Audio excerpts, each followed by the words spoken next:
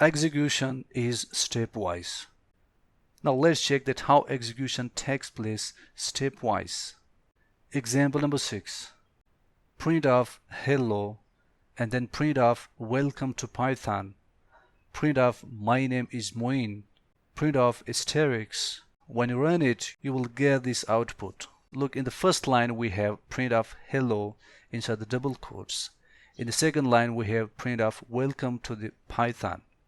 In the third line we have print of my name is Moein. In the fourth line we have bio asterisk. So this will be executed stepwise. So in the output, in the first line you will get hello, and then in the second line you will get welcome to Python. In the third line you will get my name is Moein. In the last line you will get asterisk.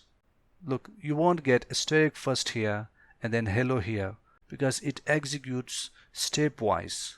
In first step we have hello, in second step we have welcome to Python, in the third step we have my name is Moein, in the last step we have asterisk.